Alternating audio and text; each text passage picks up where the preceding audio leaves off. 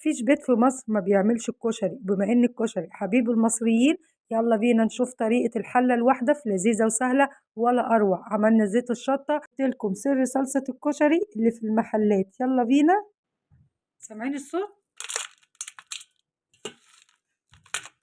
أحلى قرمشة بصل للكشري هتلاقوها في لذيذة وسهلة. يلا على طول على اليوتيوب أحلى وصفة كشري للحلة الواحدة هتلاقوها في لذيذة وسهلة، هتعجبكم إن شاء الله. أتمنى إن انتوا تجربوه، والوصفة دي ناجحة ومن أول تجربة. طبعا احنا عارفين إن الكشري ما بنستغناش عنه وعلى طول بنعمله، فإن شاء الله جربوا طريقة لذيذة وسهلة. مش هياخد معاكم نص ساعة يبقى عملنا كشري، وهيبقى معاكم في نص ساعة جاهز مفلفل بأي نوع عدس عندك، بأي نوع مكرونة عندك هتقدري تعمليه. أتمنى إن انتوا تجربوه. دمتم بخير وعافية.